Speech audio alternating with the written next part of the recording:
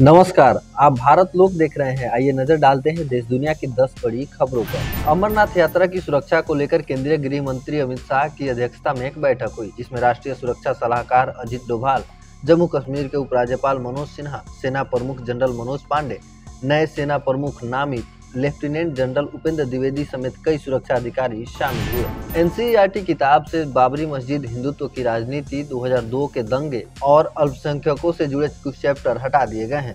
अयोध्या वाले चैप्टर में बीजेपी की सोमनाथ से अयोध्या तक की रथ यात्रा, कारसेवकों की भूमिका, बाबरी मस्जिद ढहाने के बाद हुई हिंसा और राष्ट्रपति शासन के साथ ही बीजेपी की खेद वाली बातें शामिल हैं। शिवसेना उद्धव गुट के नेता संजय राउत ने कहा है, लोकसभा के स्पीकर पद की लड़ाई बहुत महत्वपूर्ण लड़ाई है। संसद में अब 2014 और 2019 वाली स्थिति नहीं है।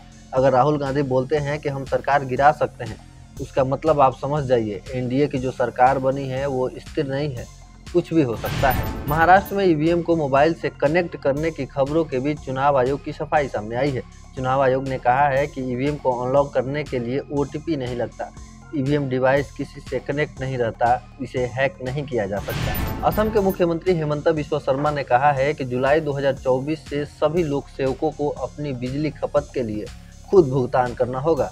उन्होंने आगे कहा कि हमारे मंत्रियों और वरिष्ठ सरकारी अधिकारियों के आवासों या सचिवालयों के आवासों के बिजली बिलों का भुगतान इतने लंबे समय से सरकार द्वारा किया जा रहा था। पश्चिम बंगाल के दार्जिलिंग जिले में कंचनजंगा एक्सप्रेस की एक मालगाड़ी से टक्कर हो गई है, जिसमें 15 लोगों की मौत हो गई है। सूचना मिलते ही मौके पर राहत और बचाव दल पहुंचकर लोगों को बचाने में जुटी हुई है। आपदा दल की टीमें भी घटनास्थल पर पहुंच गई है। रेल मंत्री अश्विनी वैष्णव भी घटनास्थल के लिए रवाना हो गए। भारतीय स्टेट बैंक ने अपने लोन की ब्याज दरें बढ़ा दी है। इसका मतलब है कि आपको कार, होम या पर्सनल लोन लेना थोड़ा महंगा पड़ेगा। एसबीआई ने अपने margin cost of funds based lending rate में 0.10% की बढ़ोतरी की है। भारतीय महिला क्रिकेट टीम ने पहले वनडे में साउथ अफ्रीका को 143 रनों के विशाल अंतर से हरा दिया। इस पूरे मैच में टीम इंडिया पूरी तरह से साउथ अफ्रीका पर हावी रही। पहले स्मृति मंदाना ने बल्ले से कमाल करते हुए शतकीय पारी खेली और फिर अपना पहला मैच खेल रही लेग स्पिनर आशा शोभना ने कमाल करते हुए साउथ अफ्रीका को घुटने टेकने पर मजबूर कर दिया।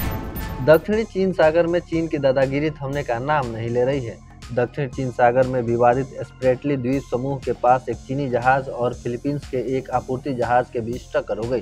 चीन के तटरक्षक बल ने दावा करते हुए कहा है कि फिलीपींस के एक आपूर्ति जहाज स्प्रेटली द्वीप समूह में जलमग्न चट्टान सेकेंड थॉमस सोल के निकट जल क्षेत्र में घुस आया, जिसके बाद यह घटना हुई।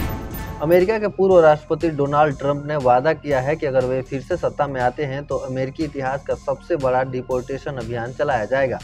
मिशिगन में एक सम्मेलन को संबोधित करते हुए ट्रंप ने समर्थकों से नवंबर के चुनाव में ऐसे राष्ट्रपति के लिए वोट करने का आह्वान किया जो कट्टरपंथी इस्लामी आतंकवादियों को देश में आने दे, या आप ऐसा राष्ट्रपति चुन सकते हैं जो कट्टरपंथी इस्लामी आतंकवादियों को हमारे देश से बाहर निकाल दे।